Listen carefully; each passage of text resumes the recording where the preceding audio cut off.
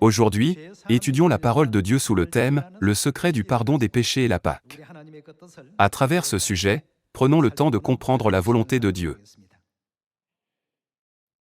La chose la plus importante dans notre vie de foi est la relation entre Dieu et nous, n'est-ce pas?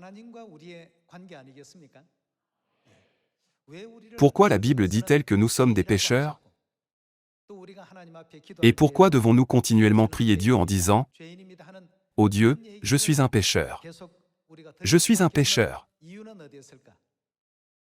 Nous devons connaître la relation entre Dieu et nous, les êtres humains.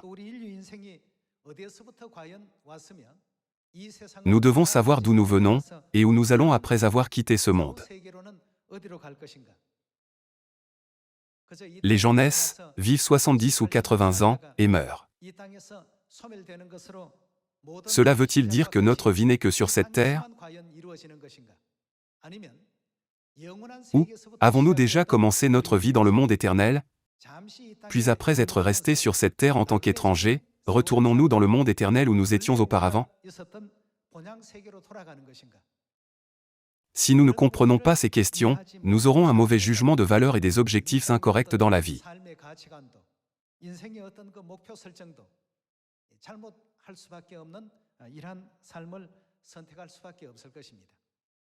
Par conséquent, aujourd'hui, prenons le temps de comprendre d'où nous venons, où nous allons après avoir vécu dans ce monde, qui nous a permis d'être en chair,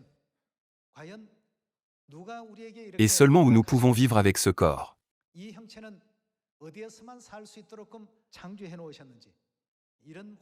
Toutes ces questions importantes doivent être résolues, afin que nous puissions croire en Dieu et vivre correctement une vie de foi.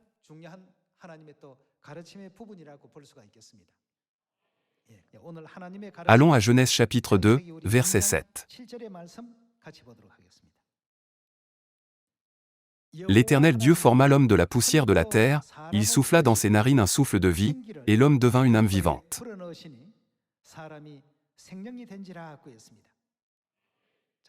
Ici, la Bible dit que l'homme a été créé de la poussière de la terre. La poussière indique le corps. Le souffle de vie que Dieu a insufflé dans ses narines désigne l'âme. Tous les êtres humains vivant sur cette terre sont la combinaison du corps et de l'âme. Allons à Ecclésiaste chapitre 12, verset 7. Avant que la poussière retourne à la terre, comme elle y était, et que l'esprit retourne à Dieu qui l'a donné. Dans Genèse chapitre 2, qu'est-ce que Dieu a utilisé pour créer le corps?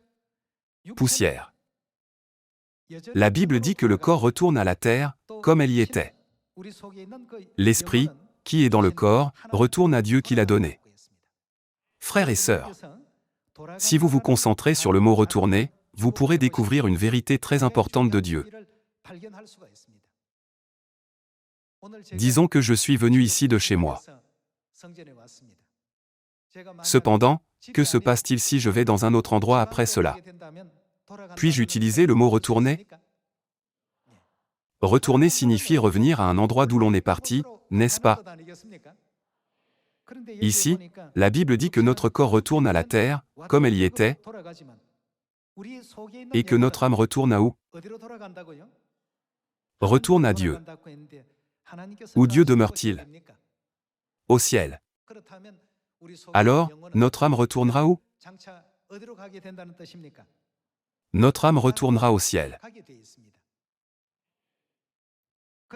Alors, où notre âme demeurait-elle avant de venir sur cette terre? Au ciel. Notre âme est venue du ciel et retourne au ciel. Il est écrit dans Ecclésiaste chapitre 12, la poussière, c'est-à-dire notre corps, retournera à la terre. Et notre esprit, qui est dans notre corps, retournera à Dieu. En coréen, quand les gens meurent, nous disons qu'ils sont retournés. Retourner signifie revenir d'où l'on est parti. Alors, avons-nous habité au ciel avec Dieu avant de venir sur cette terre? Étions-nous des anges, des esprits? Étudions davantage à ce sujet en allant au Proverbe chapitre 8, verset 22. Il est écrit, « L'Éternel m'a acquise au commencement de ses voies, avant ses œuvres les plus anciennes. » Ici, « moi » désigne Salomon, qui a écrit le livre des Proverbes. Salomon était le troisième roi d'Israël. Cependant, Salomon a dit que l'Éternel l'avait fait naître avant la création du monde.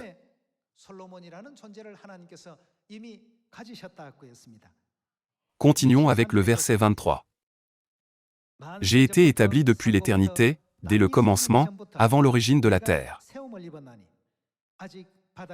Je fus enfanté quand il n'y avait point d'abîme, point de source chargée d'eau.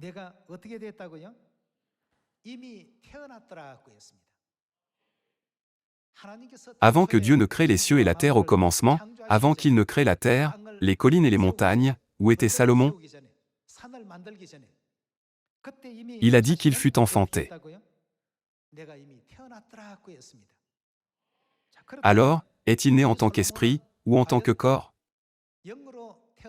Il est impossible d'exister en tant que corps.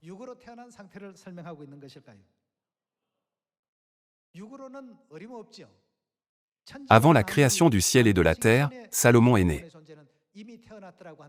Alors, où est-il né?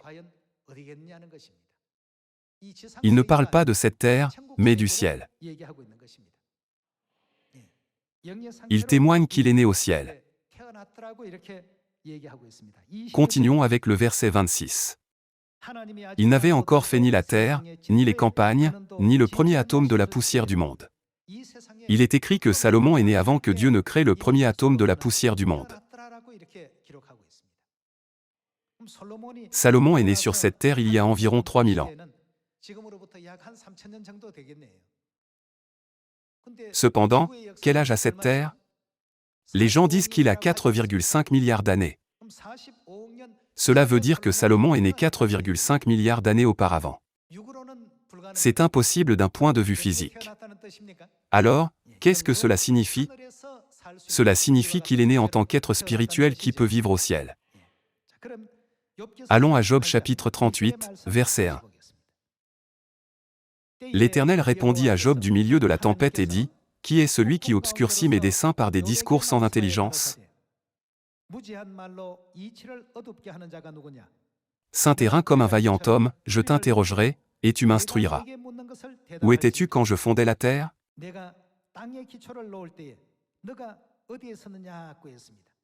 Ici, qui est-ce que je désigne?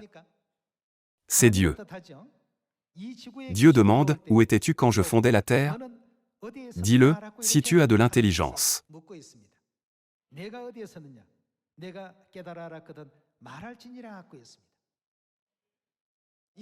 Dieu a demandé à Job, « Où étais-tu au commencement de la création ?» Dis-le, si tu as de l'intelligence. Job vivait sur cette terre il y a 3500 ans. Cependant, Dieu lui rappelle qu'il existait même 4,5 milliards d'années auparavant.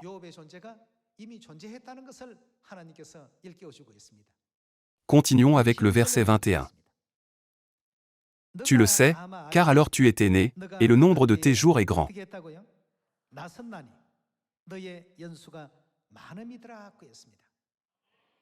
Dieu a demandé à Job, « Où étais-tu quand je fondais la terre ?» Dis-le, si tu as de l'intelligence. Mais Job ne pouvait pas répondre à cette question. Alors Dieu lui a donné la réponse en disant, « Car alors tu étais né. Et le nombre de tes jours est grand. » C'était avant même la création de la terre.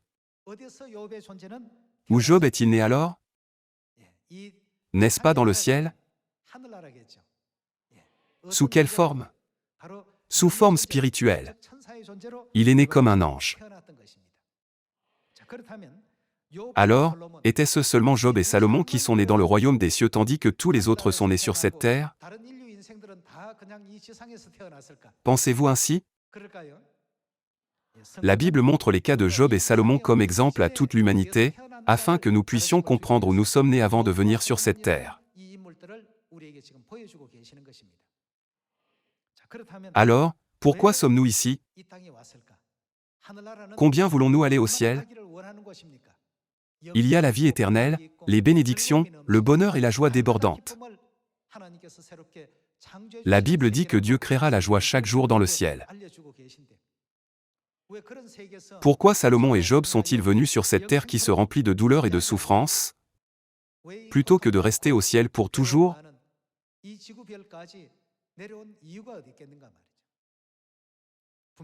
y a une raison à tout. Nous ne vivons pas sur cette terre en chair sans raison. Cela ne s'applique pas à eux seulement. Il en est de même pour nous. Pourquoi devons-nous vivre sur cette terre? Il doit y avoir une raison pour laquelle nous devons vivre dans la douleur, le chagrin, la souffrance, les inquiétudes et les soucis. Jésus est venu sur cette terre avec la réponse à cette question. Allons à Luc chapitre 19. Luc chapitre 19, verset 10. Car le Fils de l'homme est venu chercher et sauver ceux qui étaient perdus. Jésus est venu sur cette terre pour chercher et sauver ceux qui étaient perdus. C'était le but de sa venue. Ici, Jésus a dit que nous étions perdus. Alors, où étions-nous avant d'être perdus? Nous étions au ciel. Cependant, nous avons perdu le ciel et errons sur cette terre. C'est pourquoi Jésus a dit que nous étions perdus. Il a dit qu'il était venu chercher et sauver ceux qui étaient perdus. Alors, pourquoi étions-nous perdus? Trouvons la réponse en allant à Matthieu chapitre 9. Il y a une réponse à toutes les questions dans la Bible. Matthieu chapitre 9, verset 13. Allez, et apprenez ce que signifie « Je prends plaisir à la miséricorde, et non au sacrifice ». Car ici, je, indique Jésus. Car je ne suis pas venu appeler les justes, qui? Mais des pécheurs. Si vous lisez la Bible avec des versets couplés, vous pourrez trouver des indices très importants. Pourquoi étions-nous perdus? Nous étions perdus parce que nous avons péché dans le ciel. Nous avons été chassés sur cette terre parce que nous avons péché. C'est pourquoi Jésus a dit, venu chercher ceux qui étaient perdus. Dans un autre verset, il dit, venu appeler des pécheurs. Frères et sœurs, appeler et chercher. N'est-ce pas la même chose? Quand vous voudriez trouver le diacre Kim, ne l'appelleriez-vous pas en disant « diacre Kim ». Appeler et chercher ont la même signification. Jésus est venu sur cette terre pour trouver les pécheurs. La Bible nous enseigne que tous les êtres humains étaient les esprits, les anges, qui ont péché dans le ciel et ont été expulsés sur cette terre.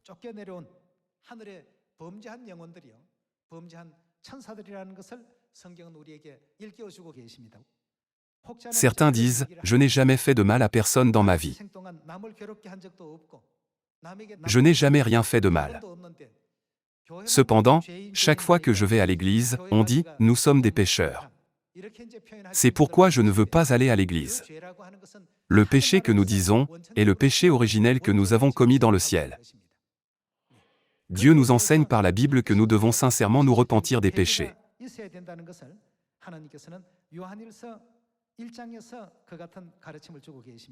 Allons à 1 Jean chapitre 1, verset 8. Si nous disons que nous n'avons pas de péché, nous nous séduisons nous-mêmes, et la vérité n'est point en nous. Si nous confessons nos péchés, il est fidèle et juste pour nous les pardonner, et pour nous purifier de toute iniquité. Si nous disons que nous n'avons pas péché, nous le faisons menteur, et sa parole n'est point en nous.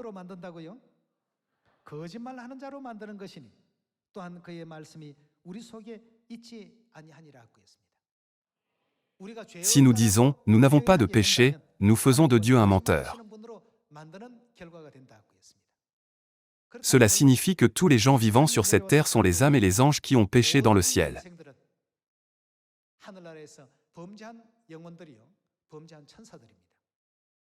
Jésus est venu sur cette terre pour conduire les âmes qui ont péché à se repentir.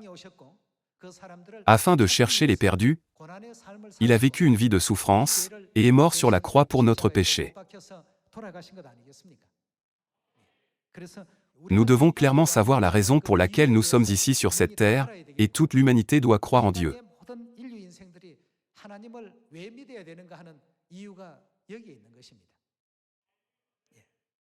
Pensez-vous que vous êtes né sur cette terre, ne faites que manger, vieillir, attraper des maladies, mourir, et que c'est tout? Frères et sœurs, ce n'est pas vrai. Dieu nous enseigne quelque chose que nous ne réalisons pas encore. Nous devons nous repentir de tous nos péchés, ce que Dieu veut que nous fassions, et retourner dans notre maison céleste que nous avons perdue. Dieu est venu sur cette terre pour sauver les pécheurs. Nos péchés ne sont pas ceux que nous avons commis sur cette terre, mais ceux que nous avons commis dans le ciel.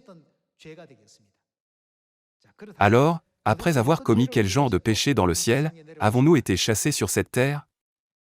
Allons à Romains chapitre 6, verset 23. Car le salaire du péché, c'est la mort. Frères et sœurs, il y a aussi de nombreux types de crimes dans ce monde. Il y a des crimes mineurs, des infractions au code de la route, des meurtres, etc. Il y en a beaucoup. Cependant, le péché que nous avons commis dans le ciel nous a donné la peine de mort. La Bible dit que le salaire de notre péché, c'est la mort. Donnons-nous la peine de mort à ceux qui ont commis un crime mineur. Notre péché était si grave que nous méritions la peine de mort.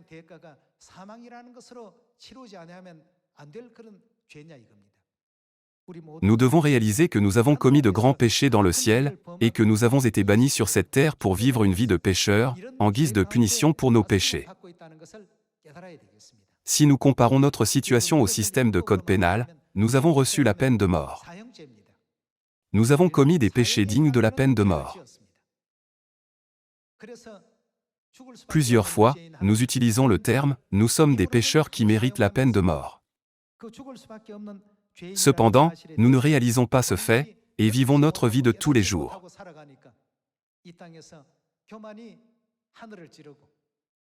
C'est pourquoi nous devenons arrogants, orgueilleux, et nous nous vantons devant Dieu. Toute l'humanité vit ce genre de vie. Frères et sœurs, la raison pour laquelle nous sommes ici est de nous repentir de notre péché. Dieu nous a donné un sursis. C'est notre 70 ou 80 ans de vie sur cette terre.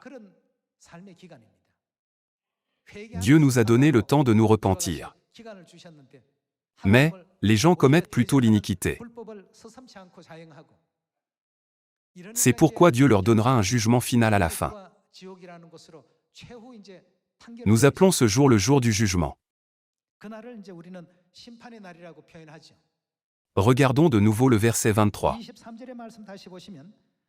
Il est écrit, « Car le salaire du péché, c'est la mort, mais le don gratuit de Dieu, c'est la vie éternelle en Jésus-Christ notre Seigneur. » Nous étions des pécheurs qui méritaient le châtiment de la peine de mort. Cependant, Dieu a pardonné tous nos péchés. Nous devons recevoir la grâce de Dieu, qui nous conduit à la vie éternelle. Afin de recevoir cette grâce, nous devons participer aux promesses de Dieu. La peine de mort est infligée à des gens qui ont commis de graves péchés, et qui ne peuvent plus vivre dans la société. N'est-ce pas? Nous sommes tous des anges célestes, qui ont commis des péchés graves et impardonnables dans le ciel, et qui ont été chassés du ciel sur cette terre. Cependant, Dieu ne nous a pas rejetés. Il nous a considérés comme ses fils et filles, et nous a donné l'occasion de nous repentir de nos péchés, et de recevoir le salut. Nous ne devons jamais négliger cette précieuse opportunité. Nous devons vivre une vie de repentance selon la volonté de Dieu. C'est le seul moyen pour toute l'humanité de retourner au royaume des cieux.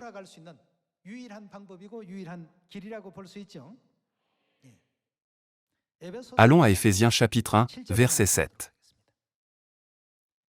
En lui nous avons la rédemption par son sang, le pardon des péchés, selon la richesse de sa grâce.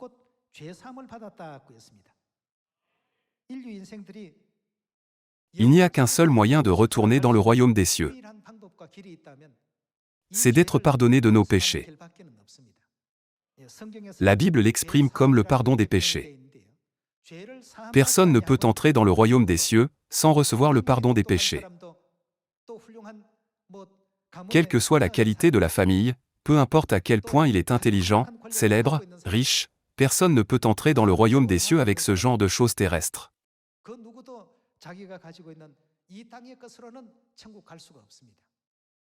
Nous ne pouvons retourner au ciel que lorsque nous recevons le pardon des péchés que nous avons commis au ciel.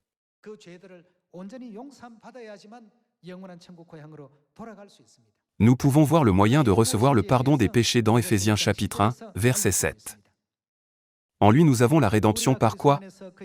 Par son sang, par le sang de Jésus, nous avons la rédemption, c'est-à-dire le pardon des péchés, selon la richesse de sa grâce.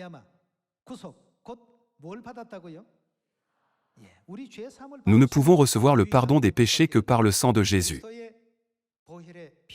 C'est le seul moyen. Il n'y a pas d'autre moyen que cette promesse. Découvrons par quelle cérémonie Jésus nous permet de recevoir son sang, afin que nous puissions recevoir le pardon des péchés. Allons à Matthieu chapitre 26, verset 17.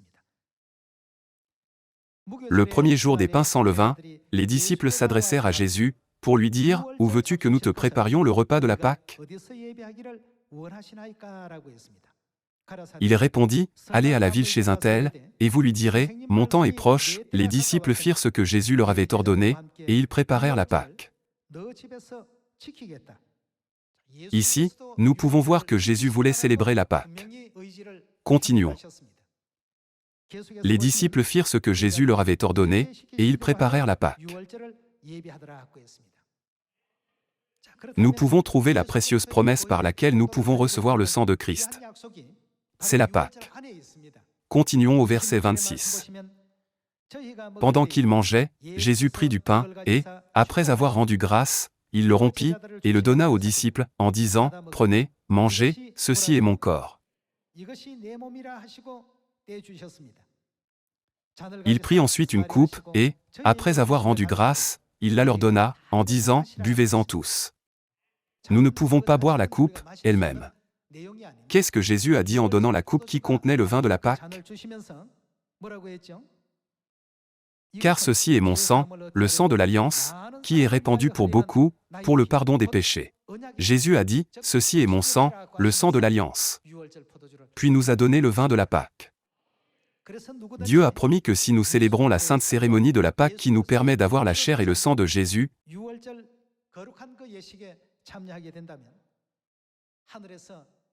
il pardonnera tous les péchés qui méritent la peine de mort.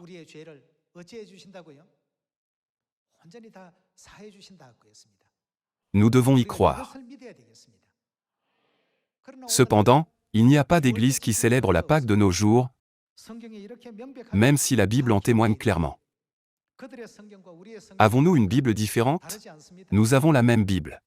Qu'il s'agisse de la version en anglais ou du texte original, ils ont tous le même contexte. Même si nous avons la même Bible, les gens ne célèbrent pas la Pâque de nos jours. N'est-ce pas incroyable? Jésus est venu sur cette terre, et a eu la scène avec ses disciples. Ce jour-là était la Pâque. Tout le monde connaît le célèbre tableau de Léonard de Vinci. Cela s'appelle la scène. Ce tableau représente la scène de la Pâque dans la Bible. Littéralement, ce jour était la dernière scène de Jésus sur cette terre. Il a célébré la Pâque et nous a promis en disant, « Si vous mangez et buvez cela, je vous donnerai la vie éternelle. » Ce pain et ce vin sont la promesse que vous recevrez le pardon des péchés, afin que vous puissiez retourner au royaume des cieux. Jésus voulait s'assurer de nous donner cette bénédiction par la Pâque. Jésus et ses apôtres ont célébré la Pâque à ce moment-là. La Pâque a été célébrée jusqu'à l'an 325. Cependant, quand cette précieuse vérité de la Pâque a-t-elle disparu? Il y avait un concile tenu à Nicée, où l'empereur romain Constantin régnait. Tous les leaders de l'Église s'y sont réunis et ont discuté de la façon d'abolir la Pâque.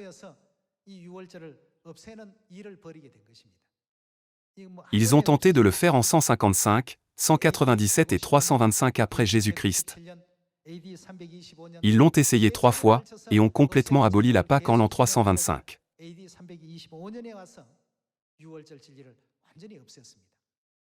Le fait que la Pâque ait été abolie signifie que la promesse de Dieu a disparu.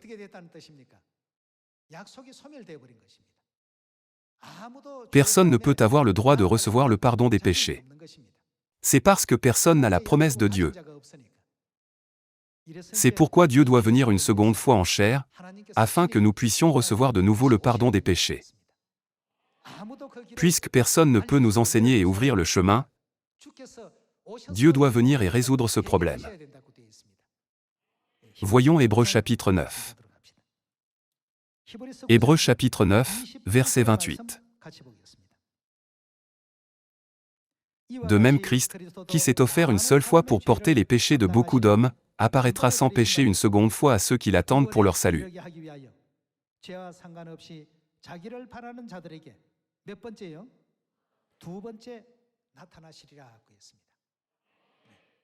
Il y a une raison pour laquelle le Christ doit venir une seconde fois. Il est écrit qu'il apparaîtra une seconde fois à ceux qui l'attendent pour leur salut. Cela signifie que Dieu viendra et rétablira la vérité de la Pâque qui a été abolie en l'an 325.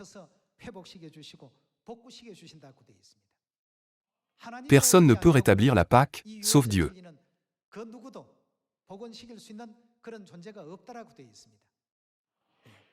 Découvrons ensuite que Dieu viendra sur la terre et nous enseignera la vérité de la Pâque de la Nouvelle Alliance par Michée chapitre 4. Allons à Michée chapitre 4, verset 1.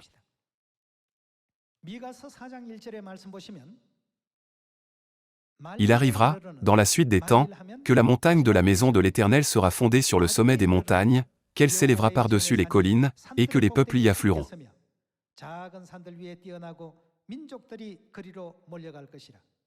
Des nations s'y rendront en foule, et diront, « Venez, et montons à la montagne de l'Éternel, à la maison du Dieu de Jacob, afin qu'il, c'est-à-dire, Dieu, nous faire quoi? Afin que Dieu nous enseigne ses voies. »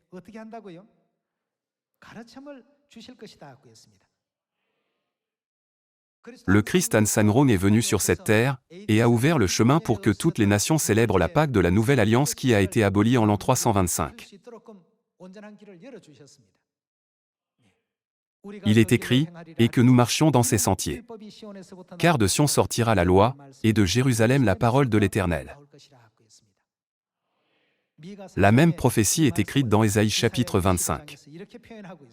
Allons à Ésaïe chapitre 25, verset 6. L'Éternel des armées prépare à tous les peuples, sur cette montagne, un festin de mets succulents, un festin de vin vieux, de mets succulents, plein de moelle, de vin vieux, clarifié.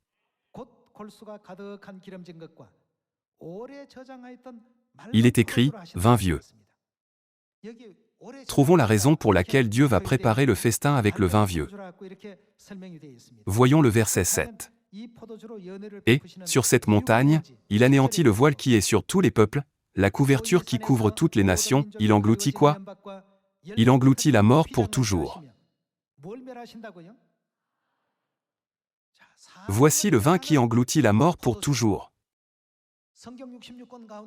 Dans les 66 livres de la Bible, le seul vin qui engloutit la mort pour toujours est le vin de la Pâque qui désigne le sang de Jésus. S'il en est ainsi, comment le vin de la Pâque engloutit-il la mort pour toujours? Jésus l'a clairement mentionné dans Jean chapitre 6, verset 54. Celui qui mange ma chair et qui boit mon sang a quoi? À la vie éternelle. Nous, les pécheurs, ne pouvons pas avoir la vie éternelle. Nous ne pouvons avoir la vie éternelle que lorsque nos péchés sont complètement pardonnés. Lorsque Jésus nous a donné le pain et le vin de la Pâque, il a dit, « Ceci est mon corps. Ceci est mon sang. Mangez et buvez. Celui qui mange ma chair et qui boit mon sang aura la vie éternelle, et je le ressusciterai au dernier jour. » Il l'a promis.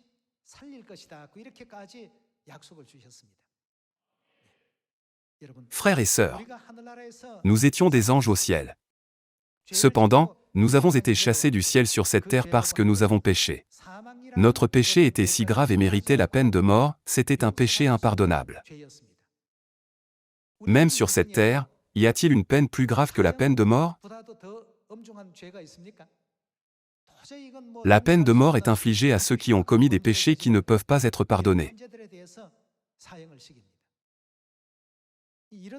Puisque nous vivons sur cette terre sans comprendre notre identité, nous devenons arrogants devant Dieu.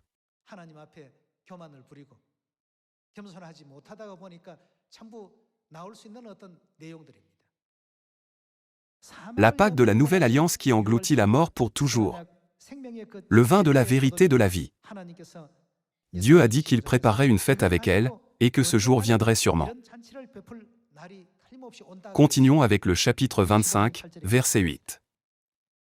Il engloutit la mort pour toujours, le Seigneur, l'Éternel, essuie les larmes de tous les visages, il fait disparaître de toute la terre l'opprobre de son peuple, car l'Éternel a parlé.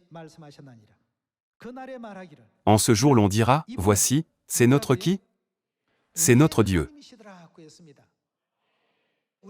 La Bible dit que le Christ apparaîtra une seconde fois pour notre salut.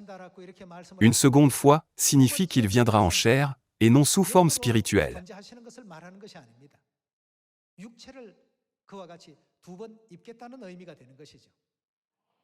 C'est parce que le Christ est avec nous tout le temps en esprit. Il est écrit, « Je suis avec vous tous les jours, jusqu'à la fin du monde. » Nous n'avons pas besoin de dire que Dieu qui existe en esprit vient une première ou une seconde fois. Dieu existait en esprit, et s'est fait homme pour la première fois lorsqu'il est né à Bethléem. Et il est écrit dans Hébreux chapitre 9, qu'il se fera homme une fois de plus pour notre salut. Il est écrit, il apparaîtra une seconde fois à ceux qui l'attendent pour leur salut. Lorsque Dieu vient une seconde fois, pouvez-vous le reconnaître? Aujourd'hui, tant de gens prétendent être le Christ venant pour la seconde fois.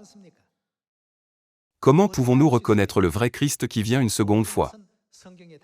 Nous pouvons trouver la réponse dans la Bible. Nous devons étudier les prophéties de la Bible.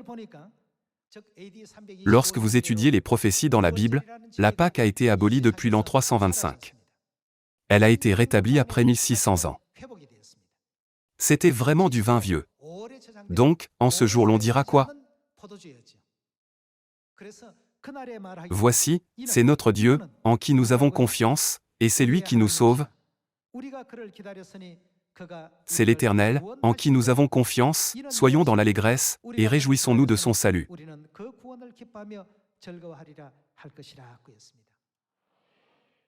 Frères et sœurs, Dieu a établi la Pâque pour que nous recevions le pardon des péchés. Aujourd'hui, nous devons entrer dans le royaume des cieux en obéissant à ces prophéties de la Bible.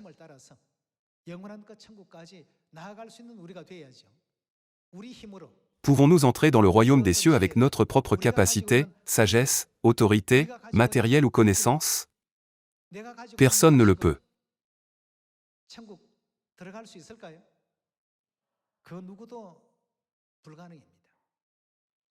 Seul Dieu peut nous pardonner nos péchés. Aujourd'hui, rendons grâce et gloire au Christ An Sanrum qui nous a donné le pardon des péchés, par la vérité de la Pâque de la Nouvelle Alliance.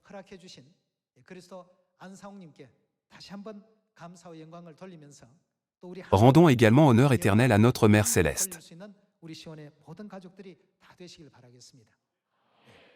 Il y a encore beaucoup de gens autour de nous qui ne connaissent pas la vérité de la Pâque de la Nouvelle Alliance. Transmettons la nouvelle de la Pâque et enseignons-leur la Bible en disant « Recevons le salut dans la vérité qui est agréable à Dieu, et allons ensemble au ciel. »